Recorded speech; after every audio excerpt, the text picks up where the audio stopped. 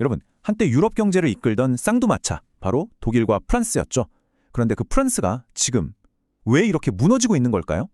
한때 유럽의 리더였던 프랑스가 어쩌다 이렇게 심각한 위기에 빠졌는지 지금부터 그 원인을 한번 깊숙이 파헤쳐 보겠습니다. 상황이 얼마나 심각하냐면요. 이젠 국제사회에서 프랑스를 뭐라고 부른지 아세요? 바로 유럽의 못난오리라고 부릅니다. 와, 한때 유럽의 리더였는데 이제는 조롱의 대상이 되어버린 거죠. 대체 무슨 일이 있었던 걸까요? 자, 이 숫자 한번 보세요. 0.6%. 이게 뭐냐면요. 국제기구가 예측한 프랑스의 내년 경제 성장률입니다. 아니, 0.6%면 이건 그냥 좀 둔화됐다, 이 수준이 아니에요. 사실상 성장이 멈췄다, 침체 상태에 빠졌다는 거죠. 프랑스 국립통계경제연구소, 그러니까 아인세이의 분석을 보면요. 이건 더 암울합니다. 경제를 굴리는 세 개의 바치가 있잖아요. 소비, 투자, 그리고 수출. 이 세 가지 엔진이 전부 동시에 멈춰버렸다는 거예요. 말 그대로 총체적 난국인 겁니다. 자, 그럼 여기서 우리가 던져야 할 질문이 있습니다. 이 위기가 그냥 팬데믹이나 에너지 위기처럼 외부 충격 때문에 잠깐 아픈 걸까요? 아니면 수십 년 동안 골마터진 구조적인 문제, 그러니까 만성질환인 걸까요? 지금부터 그 속을 한번 제대로 들여다보겠습니다. 전문가들은 지금 프랑스의 위기를 한마디로 퍼펙트 스톰이라고 표현합니다. 여러 문제들이 진짜 톱니바퀴처럼 딱딱 맞물리면서 최악의 상황으로 치닫고 있다는 거죠.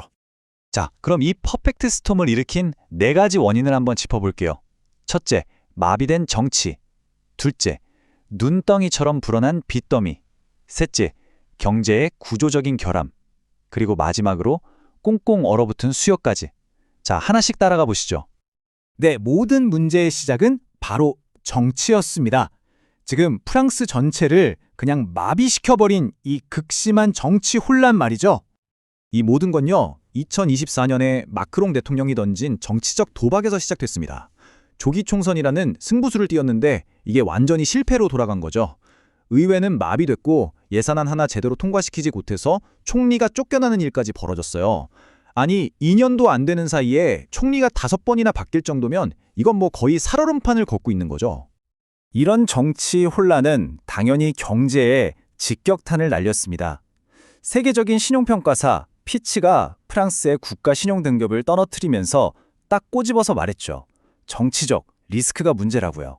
정부가 이 재정 문제를 컨트롤할 능력을 완전히 잃어버렸다는 아주 냉정한 평가였습니다. 근데 이 정치 혼란 뒤에는요, 훨씬 더 큰 시한폭탄이 숨어 있었어요. 바로 빚입니다. 114%.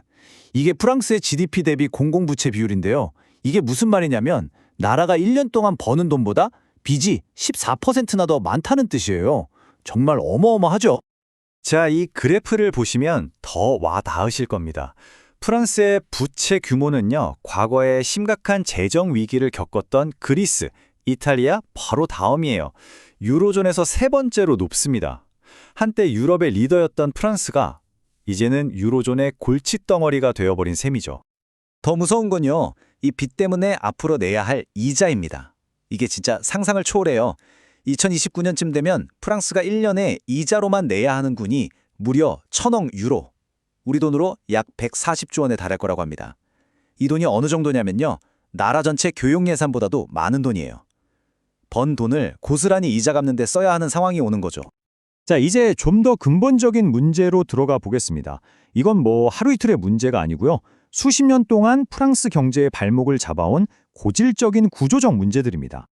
프랑스 경제에는요, 되게 흥미로운 역설, 그러니까 패러독스가 하나 있습니다. 뭐냐면 프랑스 노동자 한 명 한 명을 보면요, 시간당 생산성이 되게 높아요. 심지어 독일보다 더 효율적으로 일한다는 평가도 받죠. 그런데 이상하게도 나라 전체의 생산성은 몇 년째 제자리 걸음이라는 거예요. 이게 바로 생산성의 역설입니다. 다들 열심히 일하는데 왜 나라는 더 부유해지지 않을까요? 그 원인을 크게 세 가지로 요약해 볼 수 있습니다. 첫째, 4차 산업혁명의 핵심이죠. 이 디지털, ICT 산업이라는 새로운 경주에서 완전히 뒤처졌어요. 둘째, 귀중한 자원들이 혁신적인 분야가 아니라 생산성이 낮은 서비스업에만 모여있다는 겁니다. 그리고 마지막으로 좀 아이러니한데요. 청년 실업을 해결하려고 견습생을 많이 늘렸는데 이분들이 아직 숙련도가 낮다 보니까 단기적으로는 전체 생산성을 깎아먹는 효과를 낳고 있다는 거죠. 겉으로 드러난 실업률만 보면요. 프랑스는 지금 역사적으로 꽤 낮은 수준을 유지하고 있어요. 그럼 괜찮은 거 아니야? 하실 수 있는데 그 숫자 뒤에는 아주 심각한 불평등이라는 어두운 이면이 숨어 있습니다.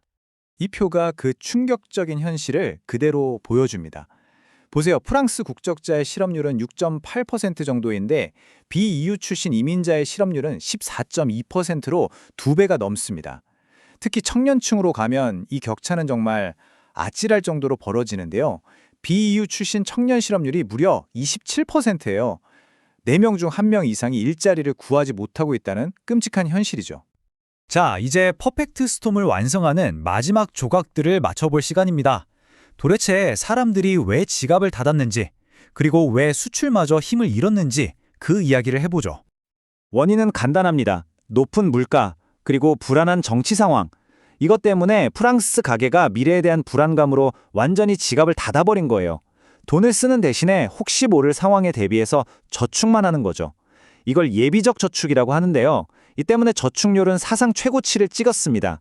시중에 돈이 돌아야 경제가 사는데 돈이 전부 은행에 꽁꽁 묶여 있으니 경제 전체가 마비될 수밖에 없는 겁니다.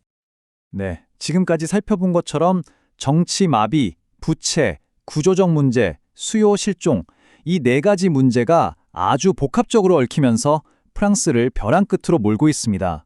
그렇다면 과연 출구는 있는 걸까요? 해결책이요? 바로 여기서 또 정치가 발목을 잡습니다. 이 재정 위기를 해결하려면 결국 세금을 더 걷거나 씀씀이를 줄여야 하잖아요? 그런데 좌파는 부자 증세를 외치고 우파는 지출 삭감을 외치면서 한치의 양보도 없는 거예요. 이건 타협 자체가 불가능한 상황인 거죠. 물론 프랑스에도 미래를 위한 청사진이 없는 건 아니었습니다. 프랑스 2030처럼 친환경 기술이나 디지털 산업에 대규모로 투자하려는 야심찬 계획들이 있었죠. 하지만 정치가 멈췄고 나라 국가는 텅 비었으니 이 모든 계획들은 그냥 책상 서랍 속에 처박힌 종이 쪼가리가 되어버렸습니다. 결국 프랑스는 아주 중대한 기로에 서 있습니다. 과거 유럽의 병자라는 오명을 벗어던지려면 정말 뼈를 깎는 고통스러운 개혁이 반드시 필요합니다. 과연 프랑스는 이 포퓰리즘의 유혹을 뿌리치고 미래를 위해 이 어려운 선택을 해낼 수 있을까요?